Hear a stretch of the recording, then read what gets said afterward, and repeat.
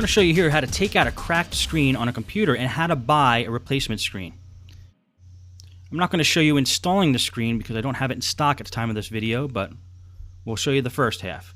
Now what I'm doing is pulling out the little rubber pieces on the screen. That's where the screws are hidden behind. That's how you get the screen out. Pull out those rubber pieces. Some of the rubber pieces may not have screws behind them, but it's best to check anyway.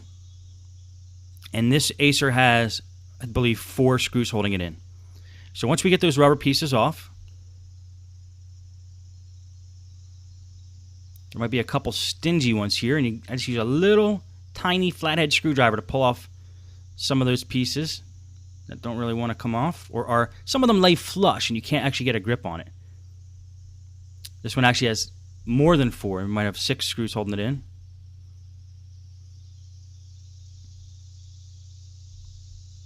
So you get all those covers off. Then we're going to hit it with a Phillips screwdriver. And you'll see there, I pulled off all the covers, exposing those screws. And that's how we're going to get the screen out.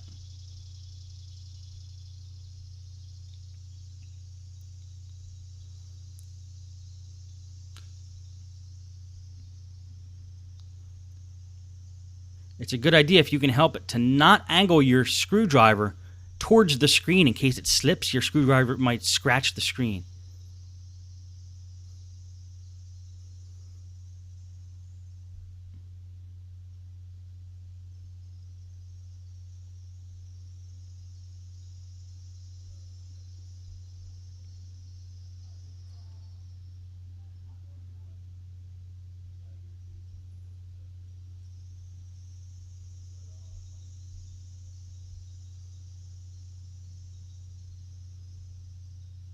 Once all the screws are out, try to find a spot where the screen bezel is going to come off easily. It might be the side, it might be a corner. And there we go, we got some action there.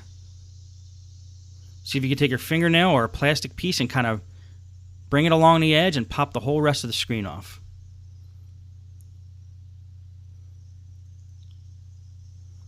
Be careful, sometimes the screen is actually stuck, or the bezel stuck to the screen with some kind of glue or tape. That came off fairly easily though. Let's put our little tiny screwdriver back. Just take a look here and see the best way to attack getting this screen out.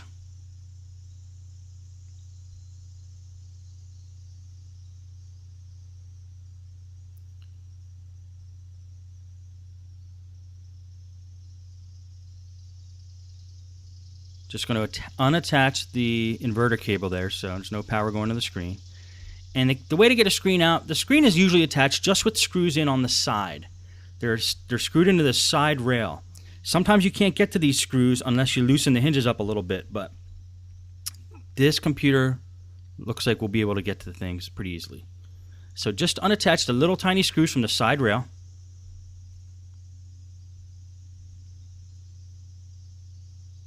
Be nice to have a magnetic screwdriver here. Little tiny screws.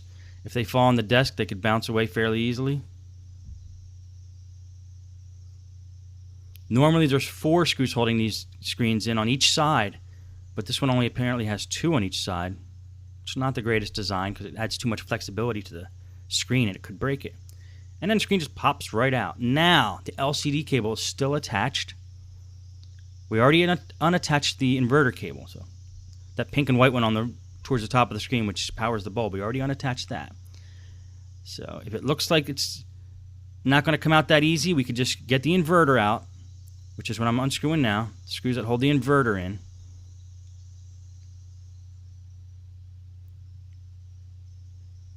And flop the screen down, lay it flat.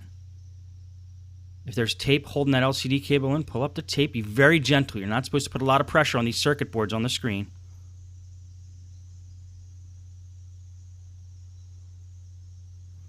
Okay, expose the LED cable and the connector. Okay, got the tape off there. Just going to put it right there on the screen for now.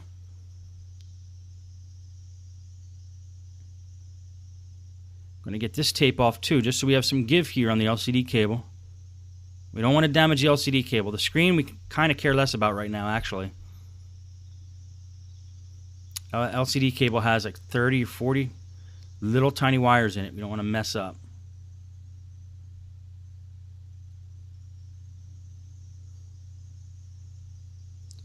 And that pops right out. The LCD cable either pops right out, or sometimes it is.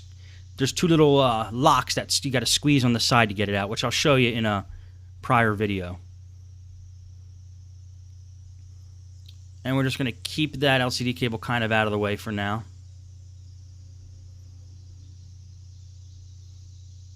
We're going to close this up, wait for the new screen to come in.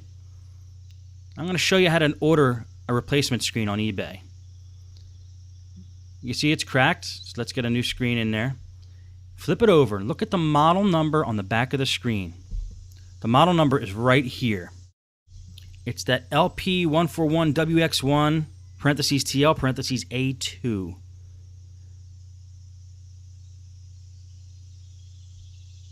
Right there. Now, we hop on eBay and we type in that exact model number. LP141WX1. I type in the TL and I type in the A2. You want to get the exact screen if possible. And there are screens with that TL and A2. There's 25 screens for that. So let's look at what we got here. See if we can find a good deal. The screens look like they start at 80. Or start at 50. That's not bad. But we're going to sort them by price. See if we can find the best deal. Okay. Got a couple screens here. I'd like to buy new, so look at that new screen. That's Laptop Z Outlet. That is a company I had terrible experience with. I'm going to throw them out right now. We are not buying from them. Even though they have good prices and good feedback, they actually blackmail you into giving you positive feedback. If you give them negative feedback, they won't refund your money. Now this buyer, this is DVD Super 999. A great buyer. I've bought many screens off him. Never had a problem. He ships from Austin, Texas. $79. $10 shipping, great price, buy it now. So you do the buy it now through PayPal. You generally have to wait about 3 to 5 days for the screen to come in. And then you install it, same way we took it out. Again, I can't say enough good things about DVD Super 999. Great seller. I've been buying screens off him for years. Try to avoid Laptop Z and Screen 8 if possible. But that is how you buy a screen on eBay and replace a screen.